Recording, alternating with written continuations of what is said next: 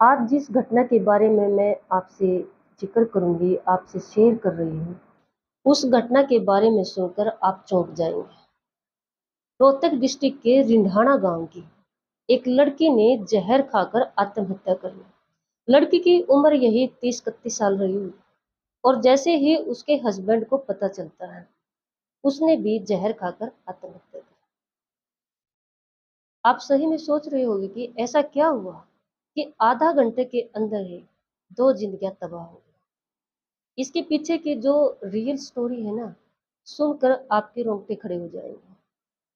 31 साल की मेनका ढिंढाड़ा गांव से रोहतक में यूपीएससी की कोचिंग ले रही थी और वहीं पर स्टे करती थी, वहीं पर रहती थी। और रोहतक का परमानेंट रहने वाला किशोर वहीं उसी सेंटर में कोचिंग लेता था। किशोर की उम्र भी यही 30-31 साल रही होगी।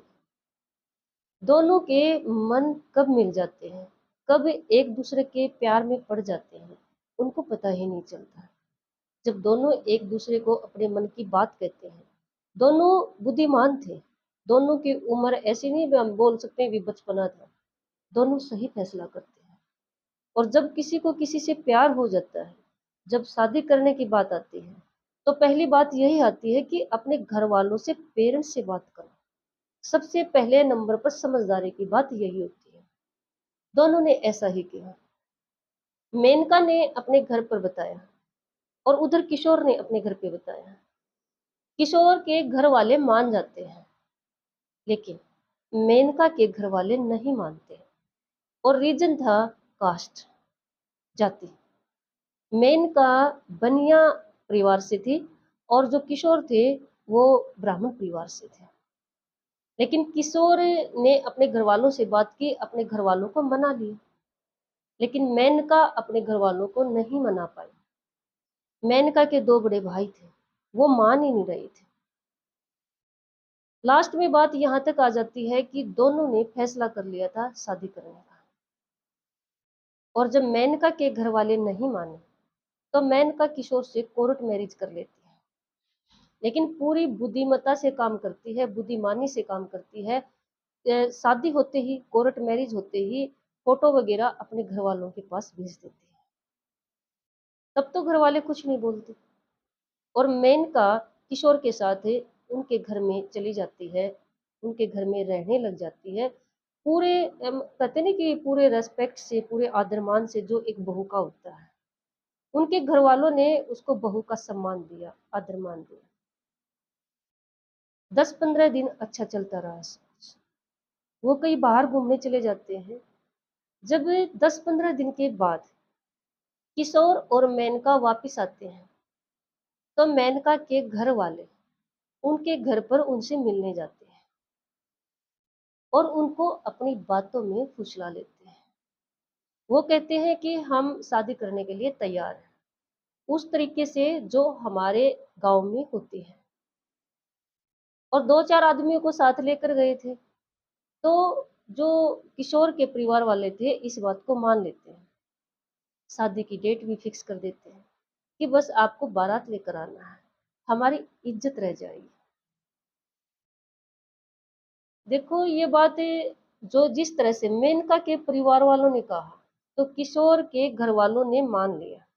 इसमें उन्होंने सोचा मेनका की भी रेस्पेक्ट है, हमारी भी रेस्पेक्ट है, मेनका के परिवार वालों की भी रेस्पेक्ट है। यहाँ तक सब ठीक था।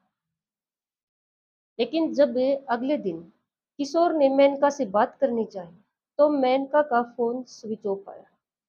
किशोर ने उनके भाइयों का नंबर मिलाया, उनके भी फोन नंबर मिल रहे थे लेकिन उठाए नहीं। फिर किशोर को शक हो जाता है। फिर किशोर वहां उनके पास मिलने चला जाता है, उसके भाई के पास। वो मेनका से मिलने नहीं देते हैं और किशोर को सीधे शब्दों में कहते हैं कि आज के बाद वो मेनका की तरफ आंख उठाकर भी ना देखे। मेनका के दो भाई थे, किशोर को डराते हैं, धमकाते हैं। किशोर हार मानने वालों में से तो नहीं था, लेकिन वो मेनका से नहीं मिलने दे रहे थे, मेनका से बात नहीं हो रही थी, उसको समझ नहीं आ रहा था क्या करे। किशोर पुलिस केस कर देता है। उधर वो मेनका के साथ बहुत बुरा व्यवहार कर रहे हैं, उसके साथ मार पिटाई का व्यवहार कर रहे हैं, उसको कहीं बाहर लेकर चले जाते हैं। मेनका ने बहुत कोशिश की, लेकिन उन्होंने ना ही किशोर की बात होने दी, ना ही मेनका की बात होने दी, एक दूसरे को मिलने ही दी। लास्ट में एक सुसाइड नोट छोड़कर मेनका जहर पी जाती है और अपनी जीवन लीला समाप्त कर लेती है। सुसाइड नोट में लिखा था कि मैं दूसरी शादी नहीं कर सकती। मैंने एक बार शादी की है, मेरे घर वाले मेरी दूसरी शादी करवा रहे हैं जो मैं नहीं कर सकती, इसलिए मैं अपने आप को खत्म कर रही हूँ। ये बात जब किशोर को पता चलती है, तो यहाँ किशोर भी का जो माइंड है वो घबरा जाता है।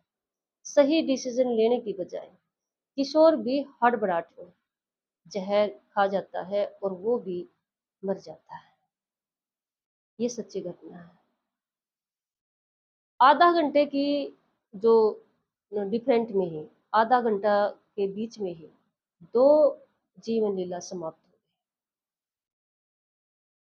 अब सोचने की बात यह है कि इज्जत, रेस्पेक्ट मेनका के परिवार वालों को मिल गई होगी, है ना। किशोर अपने माता पिता का एक ही लड़का था, उनके परिवार वालों को क्या मिला होगा, हम सोच सकते हैं। ये किसने बनाई है ये प्रथा? वो ऊपर से बन के आई है क्या? अपने परिवार वालों से ऊपर होकर शादी करना कतई सही नहीं है। हम इस बात को बिल्कुल भी मेन नहीं रखेंगे कि अपने परिवार से ऊपर होकर शादी करना सही बात है, बिल्कुल भी सही नहीं है। लेकिन अगर शादी कर ली है बच्चों ने और स्टेटस भी ठीक है, लेवल का है, अपने लेवल का है, और बच्चों ने शादी कर ली है, कर चुके हैं, फिर किस तरह की रेस्पेक्ट, फिर किस तरह का समाधान है ये? अगर किसी पेरेंट्स को ज्यादा गुरूर है अपने ऊपर कि हमारी रेस्पेक्ट, किसी परिवार को ज्यादा गुरूर है, किसी भाई को ज्यादा गुरूर है कि हमारी रेस्पेक्ट, हमारा परिवार, तो ठीक है ना, फिर ऐसी नौबत ही मत आने दो। और अपनी पसंद से, अपनी स्टेटस के हिसाब से अगर कोई बच्चा मैरिज कर लेता है, शादी कर लेता है, और देखो भागना गलत बात होती है। दो बच्चे भाग जाते हैं, दोनों परिवार से वालों से ऊपर होते हैं, सबसे खतरनाक उन बच्चों के लिए हो जाता है। कितने दिन चलेगा? लेकिन अगर लड़के वाले, परिवार वाले लड़के को अपना लेते हैं, इसमें कुछ भी गलत नहीं है। जब उसको, लड़के को जहाँ जाना है, उन्होंने अपना लिया उसको, लड़के ने अपना लिया, उसके परिवार वालों ने अपना लिया, स्टेटस ठीक है। और रही कास्ट की बात,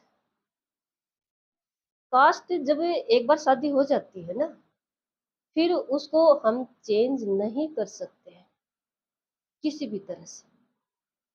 हम उसको किसी भी तरह की मोहर नहीं लगा सकते।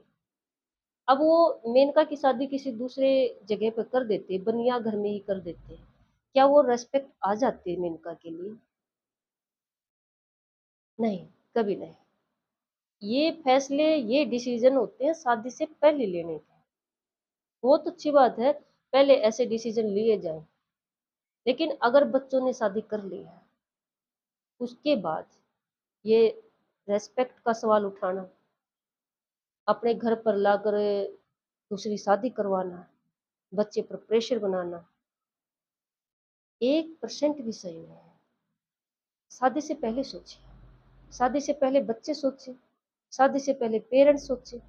और अगर बच्चों ने शादी कर ली है, अगर लड़के वालों ने अपना लिया है, तो लड़की वाले भी अपना लें, सबसे बढ़िया सॉल्यूशन है। और अगर दोनों के परिवार वालों ने नहीं अपनाया है और दोनों बच्चे ऊपर के हो गए कर इस तरह का कदम उठाया है, तो या तो इसको ऐसे ही छोड़ दो, जाने दो उनको जैसे जी रहे हैं, क्योंकि कुछ भी ठीक नहीं हो सकता अब। शादी करने के बाद बच्चों के साथ जबरदस्ती करना कुछ भी ठीक नहीं हो सकता। वो जो होना था वो हो चुका है, इसको कोई भी नहीं नकार सकता। इंसल्ट होगी है या कुछ बदनामी, कुछ भी लगा लो, जो भी हो गया है हो गया, इसको हम नहीं नकार सकते। ये एक समझने की बात है। बच्चे देखो किसी के भी हो सकते हैं, अगर स्टेटस ठीक है, अपनी पसंद है, लड़के वाले अपना रहे हैं, तो फिर ज़्यादा दिक्कत खड़ी ना करें। या तो अपने बच्चों को पहले ही इस तरह से समझा कर रखें कि वो ऐसा कदम ही ना उठाए। और किसी भी कारणवश देखो, 30-31 साल का बच्चा छोटा बच्चा नहीं होता है। अगर 18, 20, 22 साल तक का बच्चा ऐसा कदम उठाता है तो हम सोचेंगे कि पूरी तरह से बुद्धिमान नहीं था। लेकिन अगर 30, 29, 30, 31 साल तक का बच्चा ऐसा कदम उठा रहा है, तो ये एक समझने की बात है। कुछ भी ठीक नहीं हो सकता शादी के बाद, सच में। चाहे कोई कितनी ही कोशिश कर ले, ना तो शादी के बाद वो जिसे झूठी बड़ाई की, झूठी रिस्पेक्ट की, ये मान रहे हैं ना कि भी हमारी तो इज्जत, वो वापस आ जाएगी क्या? और ना ही जहाँ पर वो अपनी बेटी की दूसरी शादी करेंगे, क्या वहां पर बेटी को वो स्थान मिल पाएगा जो उसने, शायद उसके जो पहले उसने शादी की है वहां पर है? नहीं मिल सकता। अपने बच्चों के दुश्मन ना बने, ये एक समझ की बात है। शादी से पहले के सोचने के फैसले होते हैं, ये डिसीजन ले शादी से पहले ले, बच्चे भी पेरेंट्स भी। अगर शादी हो गई है तो मान ही ले, मानने में ही फायदा है। इस तरह से बच्चों की जिंदगी खराब ना करें। कोई अपने अपने बच्चों को लेकर आता है, दोबारा शादी करता है, वाह भाई, स्टेटस मिल जाता है उसको। कोई इस तरह का काम कर देता है कि बच्चे खत्म ही हो जाते हैं, जैसे लिंधाड़ा गांव में हुआ। आप जो मुझे सुन रहे हो, आपको क्या लगता है, क्या शादी के बाद, बच्चों ने अगर शादी कर ली है, क्या उसके बाद इस तरह का सॉल्यूशन, इस तरह का समाधान कोई मायने रखता है? कि या बच्चों को अलग अलग करो और उनकी दोबारा कहीं और शादी कर दो, क्या इससे वो रेस्पेक्ट वापस आ सकती है? क्या इससे वो जो समाज में वो बना रहे हैं अपना दर्जा, वो वापस आ सकता है? ये एक सोचने की बात है। आपका क्या जवाब है? क्या होना चाहिए? कमेंट में जरूर बताएं।